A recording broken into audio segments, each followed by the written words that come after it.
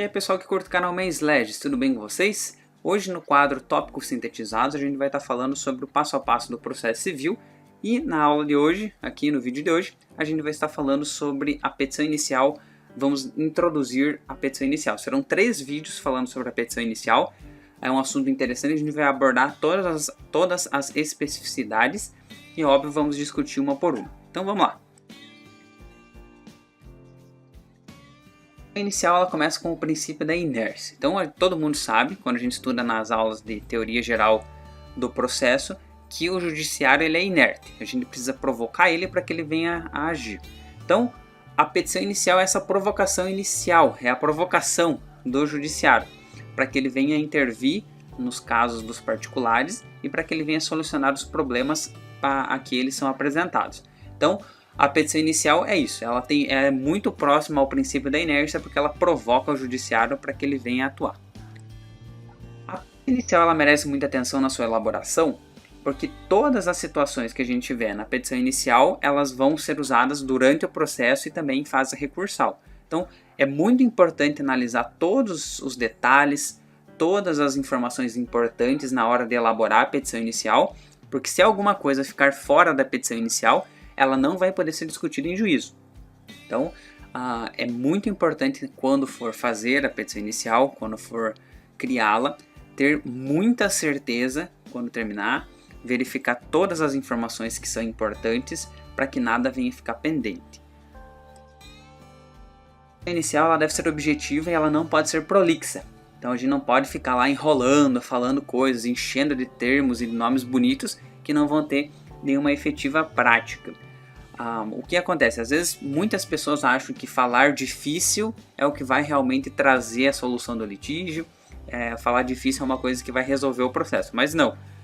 Os magistrados atualmente eles buscam petições objetivas, que sejam fáceis de você analisar, porque o judiciário já está abarrotado de processo, eles precisam agilizar e quanto mais objetivo a pessoa for, e não fique enrolando e usando termos dificílimos que não vão trazer nenhuma aplicabilidade prática, vão resolver o litígio, não recomenda-se que faça isso.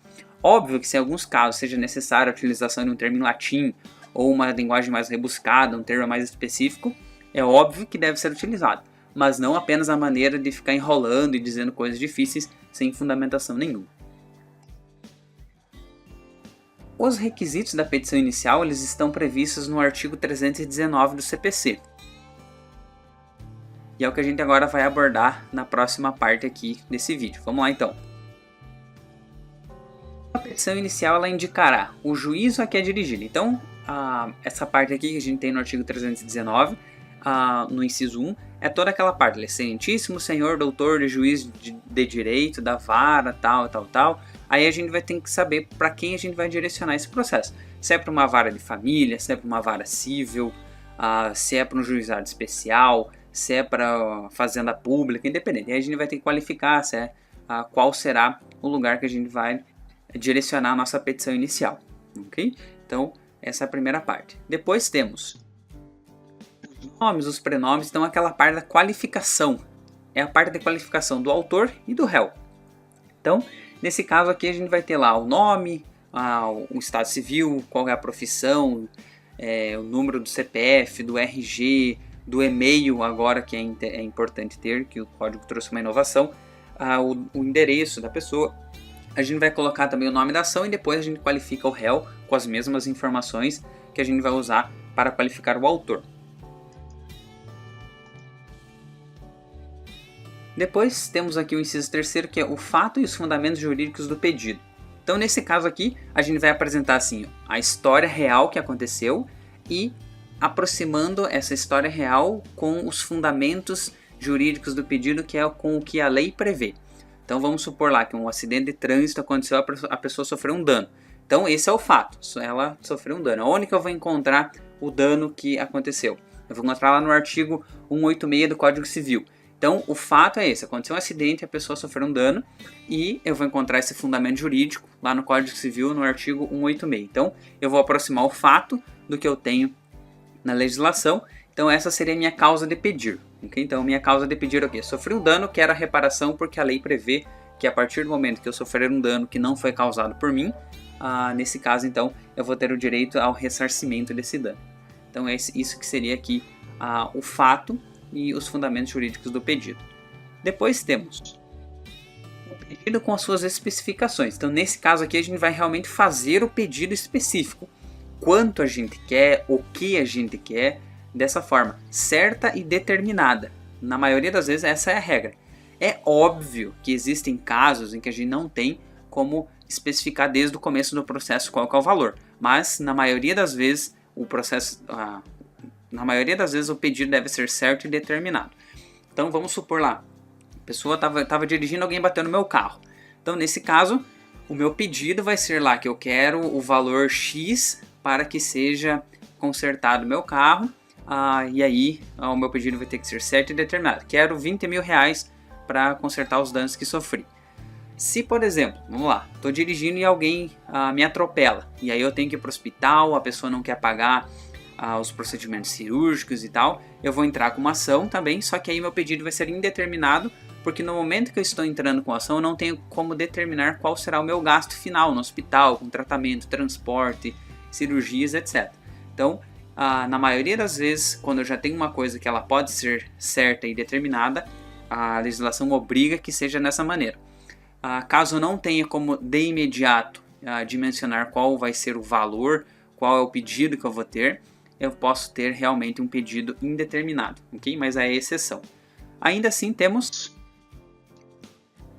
o valor da causa. Então o valor da causa é o valor que a gente vai atribuir àquela causa, óbvio, é o valor que a gente vai dar para as situações que a gente está pedindo. É o valor que a gente vai querer em relação ao processo. Vamos supor lá que você tenha danos morais e danos materiais. Você vai juntar o valor que você quer dos danos morais, soma com o valor dos danos materiais e vai ser o valor da causa daquela ação.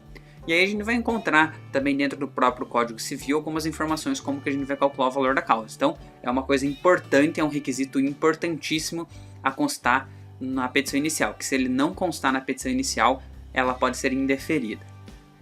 No próximo,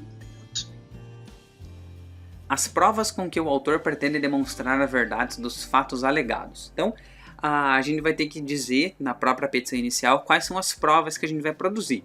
Normalmente a gente tem as provas testemunhais, a gente tem as provas documentais e os depoimentos pessoais. Além, é óbvio, a depender do caso, também de provas periciais e tal.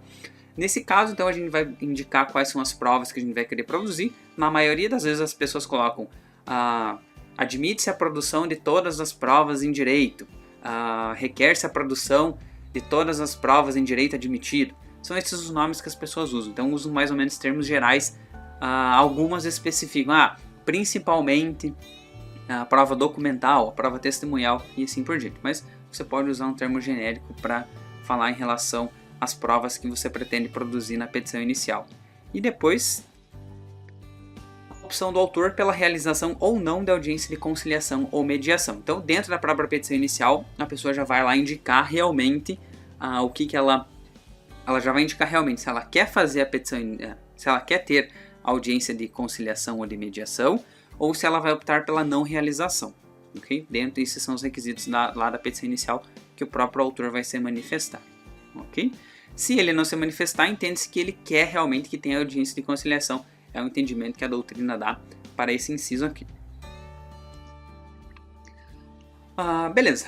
Para não ficar muito longo esse vídeo, então assista ao próximo vídeo com algumas observações extras da petição inicial, que a gente vai estar falando aqui sobre os parágrafos do artigo 319 e trazendo ainda algumas outras informações que são bem importantes, ok?